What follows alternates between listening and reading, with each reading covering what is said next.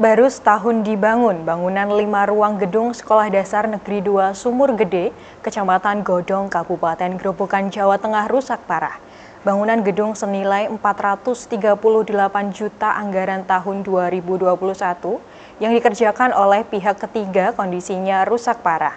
Kerusakan terlihat pada dinding tembok bangunan yang retak hingga kondisi atap ternit bangunan ambrol.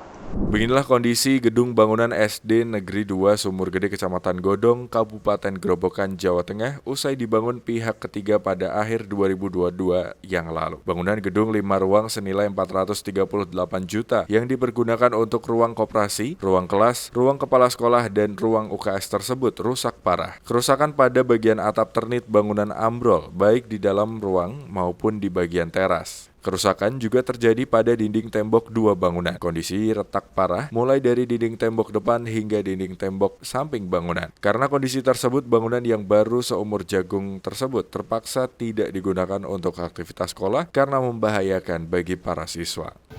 Itu ruang pengembangan sekolah, Mas. Yang terdiri dari ada ruang kepala sekolah, ruang UKS, sama koperasi. 5 ruang berarti Bu ya. Terus yang kondisinya parah berapa ruang Bu? Semuanya sudah parah, ya. Maksudnya dari atapnya itu sudah roboh.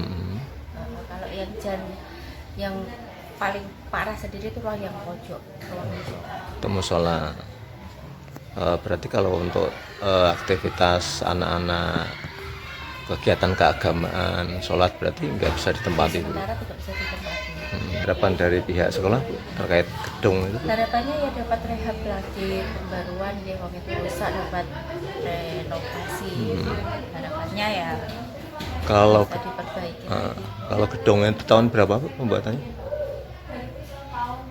Pembuatannya itu tahun 2021. 2021. Pengirannya 22. Sudah tidak bisa digunakan.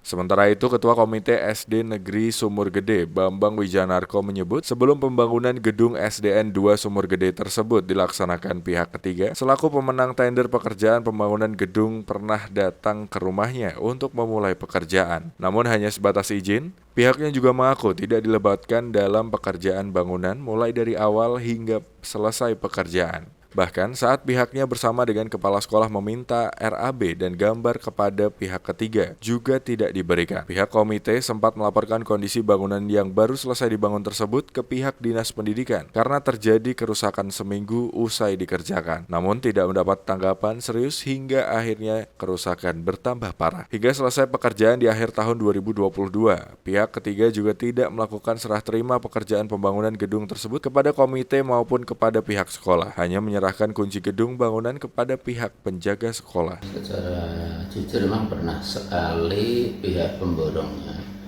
itu datang ke rumah ketika mau sebelum pelaksanaan pembangunan. Jadi belum ada apa-apa, misalnya izin mau melaksanakan bangunan itu. Pernah sekali memang.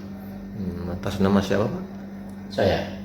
Kan yang mengerjakan pihak ketiganya. Oh ya setahu saya namanya tuh Edi Kuncir gitu. Nama lengkapnya saya kurang tahu dan Kalau saya lupa. CV-nya Pak? Sebenarnya saya juga kurang jelas. Kalau itu pekerjaan tahun berapa Pak?